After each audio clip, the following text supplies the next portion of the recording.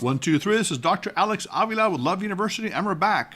I'm an author, psychologist, and speaker. Every week we talk about how to love ourselves, others, and a higher nature, how to improve our relationships, our personal health, our finances, and our happiness. And we're getting to the end of the year, and I think this is a very appropriate topic right now. Some of you people out there, I notice, maybe a little tired, maybe a little bit exhausted at the year. Maybe you had a difficult year, maybe you've had a good year. But today's topic is called burnout, how to conquer it and recapture your joy and work and life. The term burnout refers to when demands of tasks overwhelm your ability to do the tasks and you have too much stress. You're overwhelmed, exhausted, and you feel like you have nothing more to give. Now, this is seen in relationships and also in work situations. Freudenberger, a psychologist in 1974, defined the term burnout as an extinction of motivational desires and one's devotion to a cause fails to produce desired results. As if you're putting your head against the wall, you're not getting what you want. Now, it's not just in the U.S., but in many countries in the world, people are experiencing burnout, especially at work. In Germany, worker stress is said to have caused over $10 billion a year in losses in absenteeism, early retirement. In France, sad to say, in 2008 and 2009, 35 telecom workers committed suicide, and part of the reason was overstress. Even in Japan, there's a term called karoshi, which means death by overwork. People that have heart attacks and strokes on the job for working too many hours and too much stress. Some even have a starvation diet because they don't eat, they work so much. Now, the problem with this idea of burnout is it can cause a lot of problems in your health. You can have heart problems, higher blood pressure, you can have more colds, headaches. Also, it can lead to unproductive work. You're less efficient, you're not able to focus. Work accidents. People even self-medicate. They use alcohol and drugs to medicate themselves because of the stress they're having at work, overstress. They can have family conflict, relationship issues, even divorce, and also depression and cynicism. People that are burnt out believe the future is bad and people are selfish. Now, the kind of professions that you often see burnout in, we think of, for example, emergency workers, law enforcement. Lawyers report a lot of burnout. In one study, 73% out of 1,000 lawyers in a firm indicated that were in the burnout stage. Also, people that work in transportation and warehousing report a lot of burnout. So what are the factors of burnout? First of all, workload is one factor, but it's not the only factor. You can work a lot of hours, but if you love your work, if you feel appreciated, and you feel a sense of control, it can be very good. However, another factor is lack of control. That can lead to burnout. Lack of reward. Also, community is important. What kind of people are around you? Do you have positive coworkers and also supervisors? And is it a fair environment, and do they have positive values that align with your values? These are the factors that can contribute to either burnout or having a healthy work relationship. Now, there are two types of burnout. One is called overwhelm, when there's just too much to do and you don't have enough resources to do it, you don't have enough power to do it. The other one is called under challenge. Maybe you're at work, a situation, a career, or even a business where you feel bored, you're not learning, you don't feel appreciated. Now, Reggie, you look like you're kind of burnt out today. But let's find out. Now, are you burnt out, Reggie, from work or not? I think so. It's been a crazy week or whatever. Okay, your other job, but here you're at the university. Are you burnt out? Oh, Love University? No. Okay, well, you better not say that. So I'll take a little quiz, Reggie. Now, I want you to answer me these questions and tell me what you say. First of all, are you at the point where you don't care about work anymore? Oh, heck not. Not at all. Okay, you still love work. Okay. Is it hard for you to stay motivated at Love University? No. No. Are you exhausted all the time? No. Okay. And is every day a bad day for you? No. Okay. All right. So it doesn't sound like you're burnt out, especially at Love University. But, it is true, Reggie, that all of us from time to time have a bad day. Maybe we don't want to wake up in the morning. We feel stressed out, upset. And that happens to all of us. But the person who's burnt out, it's every day, almost every day. They don't want to go to work. They don't feel like getting up. They don't have the desire anymore. So even biologically, there's a very severe response for people that are overstressed and burnt out. They have what's called an overactivation of their amygdala, which deals with the stress response, fear activation system. When people are in the constant fight or flight response, their brain produces a lot of cortisol, which is an anxiety brain chemical to deal with the challenges. And as a result, it causes a thinning in the prefrontal cortex, their thinking center. So people that are under a lot of stress have more troubles with thinking, with making decisions. So what is a solution that we can use to reduce or conquer burnout? First of all, we need to find and develop our don. Don is a Latin term that comes from the root don divino, or gift from God, a divine gift. Our talent, whatever it might be, whether it's writing, teaching, science, hands-on, even being a caretaker or a parent can be a great talent. Many times people that are in a burnout stage are not in their talent or their don. They're doing something that is not really their best ability. As a result, they feel burnt out and stressed, overwhelmed. You can work 5 hours a day in a job that you don't have your dawn activated, and you can be burnt out, or you can work more hours, double that, and really enjoy and love it because it's your passion. The famous inventor Thomas Edison, who had over 1,000 patents, including the incandescent light bulb, the motion picture projector, and the phonograph, could work up to 18 hours a day, and he loved his work. To him, it was a mission. People who have this kind of drive can work many hours and they don't feel stressed. They don't feel overwhelmed because it's within their abilities and talents. Another thing to look at is to keep a journal in which you write down things that either make you feel burnt out, that drain your energy, and things that give you energy. For example, negative people, maybe being on the internet too much, maybe doing certain tasks, like maybe you're not good with numbers, or you're not good with writing, or you're not good with certain technology. So ideally, if you can, in a job, career, or business, delegate that and focus more on the things you're good at, the ability that you have, your don. And if you do that, you will be happier, you'll be more effective, more successful, and you'll have less stress and less burnout. Another thing to look at is to say no to overcommitments. Now, many times at work, it may be hard. You're asked to do certain tasks that go beyond your normal task, but it's important to realize that you need to be focused and focus on the things that you can do best and you can do well. Because if you overcommit, and also it could be social activities that you don't really have a great desire to do, it drains your energy and it makes it difficult for you to accomplish what you need to do. Another important tip is to practice self-compassion. Realize that you don't have to be perfect. Sometimes perfectionistic people become burnout victims because they always try to do everything exactly 100%. So people who have self-compassion that realize, well, I can do it 80 or 90%, and maybe I can eventually get to close to 100, but I'm going to do the best I can.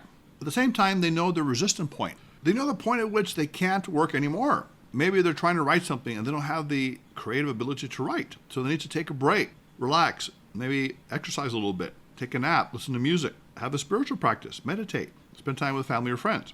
And these are very important to be able to find out the points where you no longer can be at your most effective and say, I've done enough work for today, and stop. And it's very hard for some people that are either perfectionistic or what we call workaholic, is that they want to keep pushing themselves. And of course, part of that's good, but they go way beyond that and they start to hurt themselves psychologically and even physically. Another thing that's important to do is what I call the technology fast. Now, people today, we always have our phones and our computers. It's very hard for us to stop looking at the social media and the YouTube and other things. It may be enjoyable. We may learn things. But at the same time, there's negative news out there and also social activities that can distract us from the internet. So it's important to take a little fast. So turn off your computer and devices 30 minutes at a time, an hour, even 4 hours at a time. Of course, you have other things that you need to do, business-wise maybe, and you need to have it. But try to find a way that you can take a fast, take a temporary break from the technology so you can recharge yourself and relax. Another important way to avoid burnout is to associate with positive energy people. Maybe at work you're around people who are gossipers and negative, so try to find new friends perhaps, or activities outside of work. Maybe a hobby, maybe a spiritual group, something you love to do where you can meet people and enjoy positive energy from them. As we've discussed in the past, there's something called mood contagion. People's moods are contagious, so you can pick up a negative mood or you can pick up a positive mood. The more positive people you hang out with, the better you will feel. Also, here's an interesting idea. What I call is take a daily spiritual vacation. The idea that we're here on earth for a short period of time, maybe 80 or 90 years, and if we compare that to eternity, that's a very short period of time. Maybe it's an hour, maybe it's a few minutes. So our time on earth is very precious, and we shouldn't waste it worrying about mechanical malfunctions or annoyances or people that are negative to us. So we're going to focus on the positive things, the best things in life, and really take advantage of that time that we have and to relax. Because when you're on a vacation, you do relax. Your mind, your spirit, rejuvenate. Think of your life every day as a spiritual vacation. You're only here on earth in this body, this vehicle, for a very short period of time. It's almost like a vacation. So look at it as such. And of course, the idea of taking a real vacation can be great to re-energize yourself. If you're fortunate enough to have a business where you can travel, maybe you can work on the internet. People now can go to other states or even across the world and still create business through online ways. One great technique is called the power nap. Now, we mentioned Edison earlier, who was the great inventor. And Edison had this way of taking a short nap during the day. He would only sleep 3 or 4 hours every night, but he would take 15-minute naps every 4 hours, which equivalates to about 1.5 hours in a day. And he would have a cot in his office. He would just fall asleep naturally and take that little nap and then come back refreshed. And that can be something you can try. A nap can be very refreshing. A short period of sleep can re-energize you and get you back on track. And of course, physical workouts, whether it's in the gym or maybe at home doing calisthenics, any kind of exercise, can be very useful for your brain. It releases endorphins, pleasure chemicals in your brain, also reduces cortisol, the stress hormone. And you have a better perspective on things. You're no longer tied up in your mind in knots, and your body kind of can expand your mind and help you look at things differently, maybe come up with creative solutions as a result. Also, decluttering is very important. Many times we're cluttered in our life. We have a lot of papers and other things in our workspace. So when we start to get rid of what we don't want or put it away, it shows us that we can be decisive about life. We can have a new perspective on things. We can have a sense of self-control and feel better because we're getting rid of the things that are not really important to us.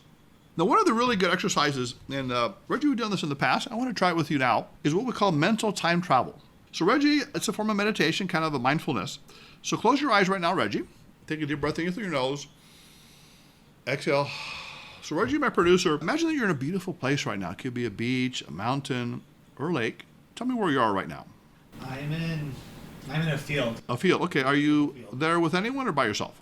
Well, I'm with somebody, yeah. I'm with somebody. Who are you with, Reggie? A girl? Reggie, did you meet a girl this week? Maybe. Okay, maybe. Okay. We're going to talk about that later, but okay, you're with someone you care about, you enjoy being with. Tell me the colors. What do you see in this place? Green. Lots of green. Okay, good. And take a deep breath. Inhale through your nose. Exhale. What do you hear there? What do you smell? I hear the wind. I smell. It's like a very natural, earthy smell. Okay. It's just the earth, maybe. Now, Reggie, I want you to imagine yourself 5 years from today, doing what you really want to do in life, being with the people that are around you. And I want you to imagine this future self of you. And what are you doing, Reggie, in the future? I'm working a lot. Podcasting? University, Yes. Writing. Okay, and who's around you right now? Friends, family, a partner, girlfriend. Okay. How do you look like, Reggie, in the future, 5 years from today? I look like myself, but thinner. Thinner? Okay. Yeah. All right, good. And then how do you feel? What's your emotion?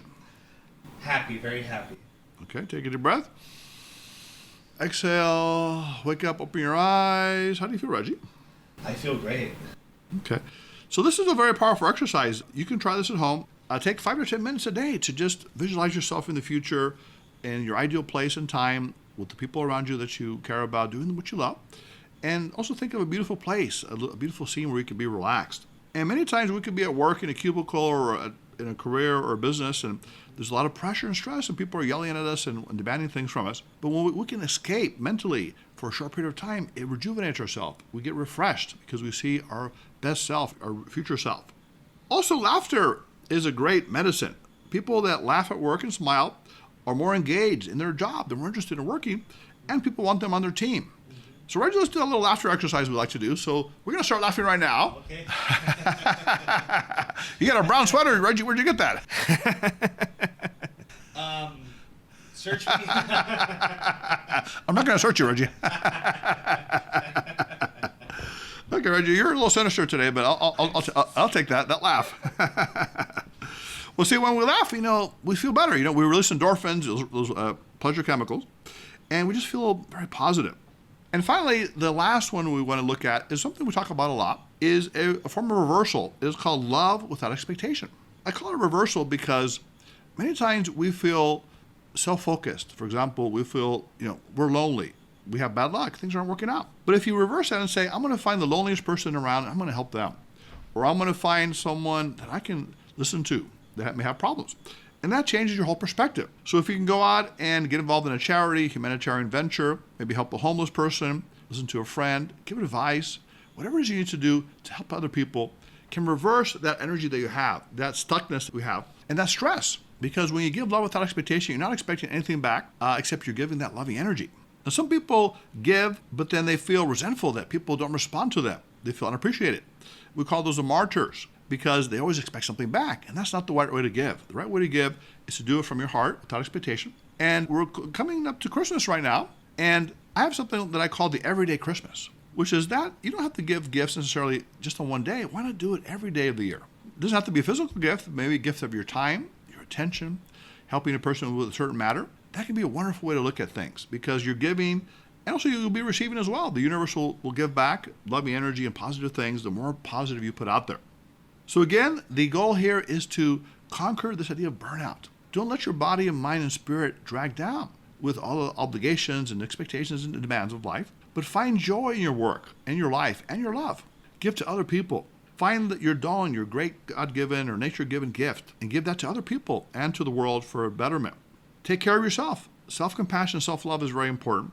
Associate with positive people, loving people as well. And realize that your life on earth is a short period of time. This is a spiritual vacation. Your body is a vehicle. You're only here for a short time. So make the most of it. Take advantage of it. Love more, give more, learn more, and experience the wonders of life. So again, this is Love University. This is our last class of the year, of the semester. How do you feel about that, Reggie? Awesome, amazing. It's Okay. been a long time. It's been a lot. 2020 is coming in, right? We're going to usher in 2020. And to do that, Reggie, you have a success story because you've been with me for about 2 years. And we've been talking about helping you find maybe a soulmate or a relationship or even a date. Yeah. I know you're very shy. You came from a certain background. But you have a story to tell us, Reggie. Tell us that story. Yeah. So I've been talking on and off to this girl since summer, actually. And we barely met in person up this week. And Yes. it went really well. I was expecting to be out super late. It was a weeknight or whatever. Okay. We ended up staying out super late, going to karaoke, playing Okay. video games. Now, Reggie, was there a little romance on the date? Gentleman doesn't tell. Well, I'm going to take that as a possible. But Reggie, congratulations. I'm very happy to see. I'm going to shake your hand right now. We've been trying to help you with this, and I think you're changing too. Your transformation has been part of Love University, where I see more confidence in you. I see more loving energy coming from you, and it looks like it's paying off. Thank you. So, Love University students, again, we wish you a tremendous and beautiful holiday time with love and energy and passion as the year ends. And we're looking forward to a tremendous 2020 year. We're going to be putting forth our 2020 Loneliness Challenge, where we're going to help eradicate loneliness by the year 2025 through our podcast, our live event, and helping people create a network where they can love themselves, others, in a higher nature, to eliminate that disconnection that we have from our true essence and our power. Until next time, if you want to be a guest on the show or have a show idea or just want to talk about what you learned at Love University, we love your comments. You can reach us at 310-226-8090. Visit us at loveuniversity.love. Write to us at loveuniversitylove@gmail.com. Like us on Facebook at Love University Podcast. Follow us on Twitter and Instagram at Love_U Podcast. Until next time, this is Dr. Alex Avila. Put away your notepads, your books, your iPads, and we'll see you next year, 2020. Dr. Avila.